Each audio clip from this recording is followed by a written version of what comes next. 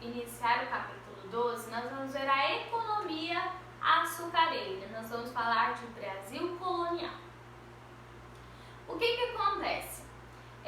O pau-brasil já não estava dando lucro satisfatório para os portugueses, certo? Então eles precisavam investir em uma outra forma de economia, né? O pau-brasil já não está me dando resultados, então agora eu tenho que investir em algo que está explodindo aí no mercado afora, que está todo mundo querendo comprar, que era a açúcar.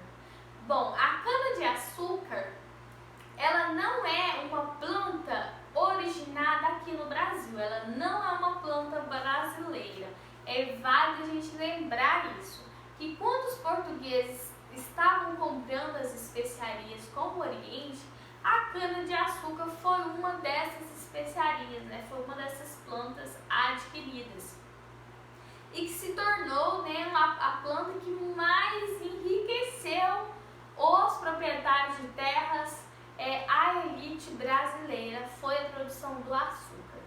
Então, quando falamos de economia açucareira, nós vamos lembrar de enriquecimento, economia brasileira no alto, e também vamos falar de escravos, escravidão brasileira, certo? Então, o cultivo da cana-de-açúcar, né, começou a gerar lucro para os portugueses.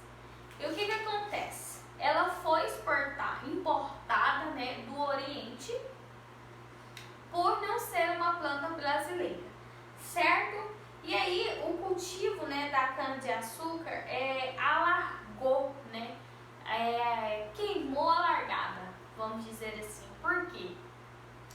O seu ganho de lucro, né, o ganho de lucro dos portugueses foram assim alarmantes com as vendas do açúcar. Mas para produzir o açúcar tem todo um processo. E para isso, né, para ele se desenvolver mais ainda, Portugal fez uma aliança com a Holanda, ou seja, a Holanda também poderia participar aqui dos engenhos de açúcar. Agora nós vamos ver, né, após essa aliança aí de Portugal com a Holanda participando da produção do açúcar e da venda, da exportação, agora nós vamos ver como que funcionava os engenhos de açúcar, certo? Bom, agora nós vamos ver o engenho. Como que era um engenho? Bom, tinha toda uma estrutura, né, em volta dos engenhos. Então aqui nós vamos ter a plantação, o lugar onde moe a cana, o lugar onde ferve a cana, o lugar onde extrai o caldo da cana, o lugar onde refina açúcar, o lugar onde deixa a açúcar descansando, o lugar onde retira o açúcar, né? Nós vamos ter o lugar onde os escravos ficam, vamos ter o lugar onde os proprietários de terras ficam, né? Os senhores de engenhos ficam. Vamos ter a parte religiosa também. Então é como nós pensarmos em uma sociedade colonial. Como que era estruturado? Bom, nós vamos precisar de lá no material de apoio de vocês, na página 1. Essa página aqui, ó, o material de apoio na página 1 e na página 3. O que vocês vão fazer?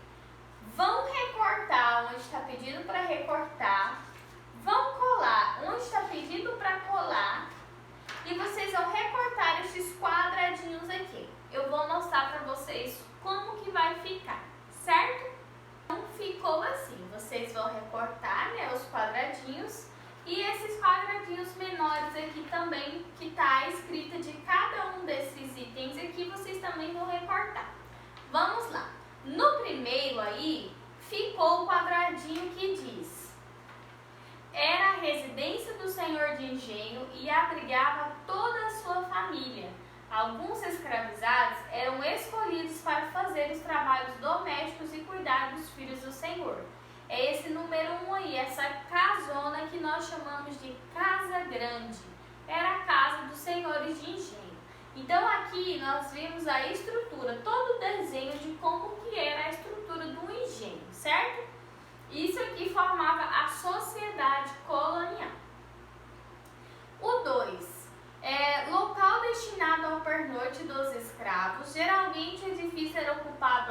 noite, pois durante o dia os trabalhadores escravizados estavam no canavial, na feitura do açúcar, nos trabalhos domésticos ou no cuidado do gado.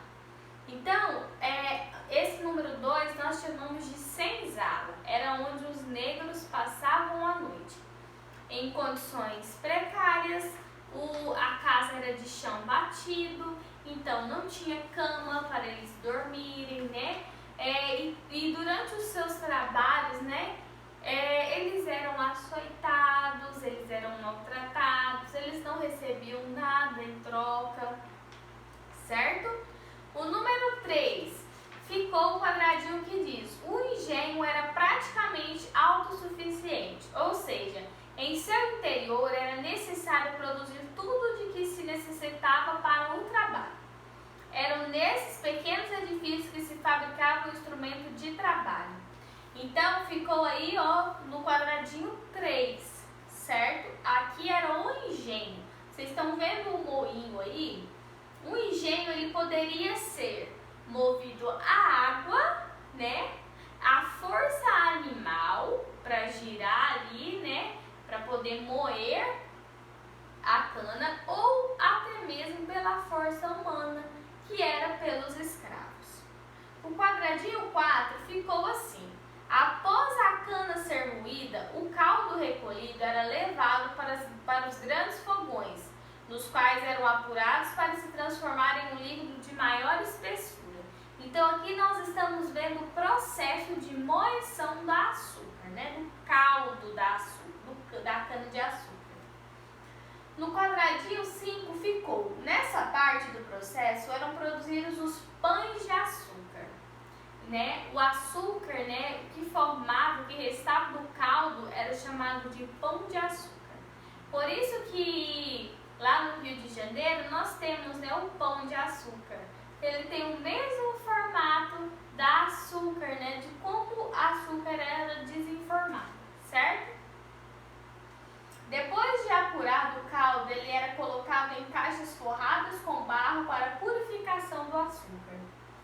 Após esse processo, os pães de açúcar eram colocados em caixas de madeira e essas em malas de couro para evitar a umidade das viagens pelo Atlântico até a Europa. Então tinha todo um processo ali para gerar os cristais de açúcar, que é esse açúcar que nós temos hoje. O número 6, que é a capela, né, que é a parte religiosa dentro do engenho. Pequena construção utilizada quando o padre era recebido no engenho para rezar uma missa ou batizar recém-nascidos.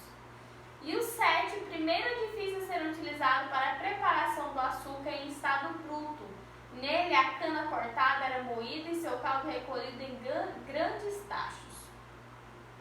Então, ficou aí o número 7, certo? Então, essa daqui é a estrutura de um engenho, né? Como que é um engenho de açúcar, né? Aqui vocês podem ver que temos o canavial, né? A plantação de cana-de-açúcar. Então, alguns escravos trabalhavam aqui no canavial, outros aqui no engenho, outros aqui cuidando dos gados, dos animais, né? Então, durante o dia, todos eles trabalhavam. Outros, né, principalmente as mulheres, trabalhavam dentro da casa grande, né? Na área doméstica, como ama de leite, como educadora. Então, essa daqui é a estrutura do engenho, né? Como que a açúcar era moída, como a açúcar na verdade, a cana, né, era moída, era extraído o líquido. Esse caldo ele era fervido, depois era retirado os cristais eram colocados para secar, né? E depois que eles eram separados em sacadas para serem exportados. Então tem todo um processo, vocês podem ver que o processo é todo braçal. Então o trabalho do escravo era pesado, era um trabalho cansativo, um trabalho pesado, né? E durante esse trabalho pesado eles ainda eram açoitados pelos seus senhores, né? Pelos capatazes. Então aqui a gente pode ver, né, a estrutura do engenho e formando a sociedade colonial. A partir disso daqui que vai se expandir, né, e formar as outras partes da sociedade, né? Aí vai formar a casa dos ex-escravizados, né, dos homens livres, né? Vai formar outras partes da sociedade, mas esse daqui é o cerne. Esse aqui é o início, esse aqui é o centro, como que tudo começou a formar a sociedade colonial, certo? Então, essa daqui é a estrutura do engenho. Então, esse aqui, sempre quando vocês querem ver como que era um engenho, né, como que funcionava, vocês vão ter esse aqui, desenho aqui com todas as informações, certo? Bom, essa foi a nossa aula de hoje, meus amores. Qualquer dúvida que vocês tiverem sobre o conteúdo, podem me mandar, tá bom? Um beijo e até a nossa próxima aula de História.